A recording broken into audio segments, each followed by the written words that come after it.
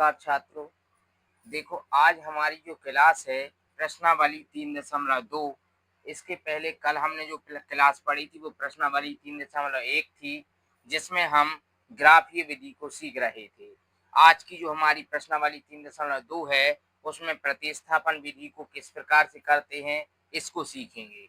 तो क्या होता है प्रतिस्थापन विधि में, दो चरों वाले समीकरण हमें दिए गए होते हैं, जैसे कि यहाँ लिखा है x प्लस वाई बराबर 14 और x ऋण y बराबर 4।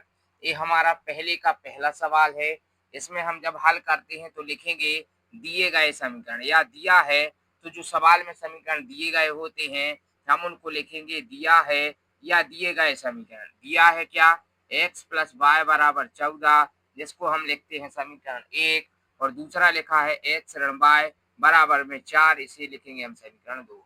हमारा पहला काम यहाँ पर किसी भी समीकरण से एक डुप्लीकेट मान निकालना होता है, चाहे वो x का हो या y का हो। जैसे कि हम देखेंगे यहाँ पर हम समीकरण एक से क्या लिख सकते हैं, x प्लस वाई बराबर यदि 14 दिया है, यहाँ पर हम सबसे पहले पक्षांतर करते हैं। पक्षांतर करने पर क्या होता है, x का डुप्लीकेट मान निकालेंगे तो x बराबर 14, जो यहाँ के y है हम इसको इस साइड कर देंगे, अर्थात 14 ऋण y हो जाएंगे। और इस समीकरण को जो है हम समीकरण नंबर 3 नाम देते हैं। ठीक, हमेशा हमें समीकरण 3 बनाना ही होगा, यही प्रतिस्थापन विधि का नियम होता है। अब क्या होता है, हमने x का मान जो 14 ऋण y निकाला है, यहाँ पर इसका मान हम एक डुप्लीकेट मान होता है x का, इसको हम जिस समीकरण से निकालते हैं उसको छोड़कर बाकी के दूसरे समीकरण में हम इसका मान रखेंगे। तो हम लिखेंगे x का मान समीकरण नंबर 2 में रखने पर, आपको पता होगा कि हमने समीकरण 2 में क्यों रखा है, क्योंकि इसका मान जो हमने समीकरण 1 से निकाला, अर्थात हम जब समीकरण 2 में रखेंगे तो x माइनस वाई बराबर जो हमारा समीकरण 2 है, x माइनस वाई बराबर 4, इसमें हम x की जगह पर समीकरण 3 से मान रखेंगे। क्या, x की जगह पर लिखेंगे हम 14 ऋण y, और ऋण के y सवाल में दिए गए हैं बराबर में 4। यहाँ लिख देते हम समीकरण 3 से। क्यों लिखते हैं समीकरण 3 से, जिससे हमें पता चल जाए कि 14 ऋण y कहाँ से आए हैं, वो समीकरण 3 से आए हैं। क्योंकि 10वीं की कक्षाओं में हमें हर एक सवाल को सिस्टमेटिक तरीके से करना होता है, अर्थात यहाँ पर हम जो है एरो का निशान हर एक स्टेप के बाद लगाते। जब बराबर सवाल में दिया गया हो तो हम एरो से स्टेप को आगे बढ़ाते हैं। अब यहाँ पर जो हमारा अगला होगा 14, तो यहाँ पर ज्यों के त्यों लिखेंगे ऋण के एक बाय और ऋण के बाय। हमने बताया था ऋण ऋण की संख्या हमेशा जुड़ जाती है, अर्थात ऋण के एक बाय और ऋण के एक बाय जुड़कर ऋण के 2 बाय होंगे, बराबर में 4 होंगे। चूंकि अब यहाँ पर हम चर और चर को एक साथ करेंगे और अचर को एक साथ, तो यहाँ पर हमारा होगा पक्षांतर। ऋण के 2 बाय यहाँ पर हम ज्यों के त्यों लिखेंगे, बराबर में जो यहाँ पर 4 हैं इसके साथ में 14 आएंगे तो यहाँ पर माइनस के 14 हो जाएंगे। जब यहाँ पर लिखेंगे तो ऋण के 2 बाय बराबर 14 में से तो 4 नहीं घटेंगे, लेकिन 14 में से 4 चले जाएंगे। तो हमने बताया है आपको, एक संख्या धन की और एक ऋण की हमेशा घटती है। 14 में से 4 जाएंगे, अर्थात हमारे ऋण के 10 बचेंगे। यहाँ से हमें y का मान निकालना है, अर्थात ऋण 10 के बटे हम यहाँ की गुणा वाली संख्या हमेशा नीचे लिखते हैं। यहाँ ऋण से ऋण कट जाएगा, अर्थात यहाँ पर हम 20 से, आपको इसी के नीचे इसको करना है।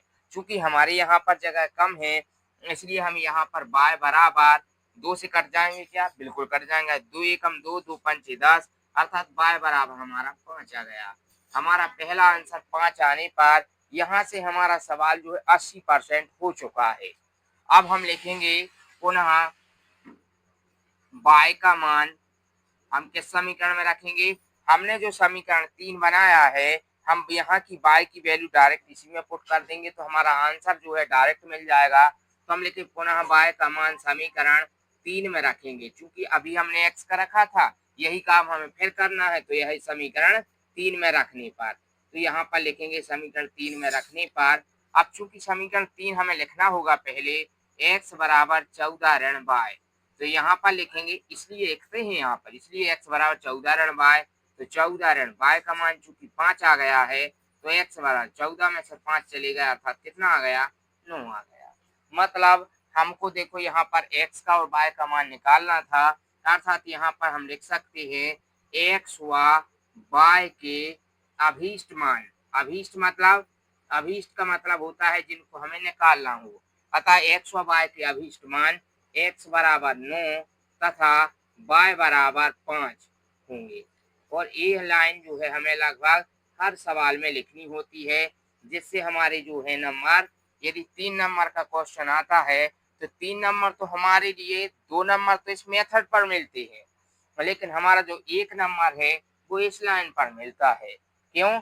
क्योंकि जब कॉपी चेक करने वाले कॉपी को चेक करते करते बोर हो जाते हैं तो वो केवल इतनी चीज को देखते हैं कि क्या आपका x का मान 9 आया है और y का मान 5 आया है, मतलब आपका सवाल सही है, तो वो इस पर ध्यान देते हैं। और जो बच्चे इसको नहीं लिखते हैं वो उनका नंबर काट लेते हैं।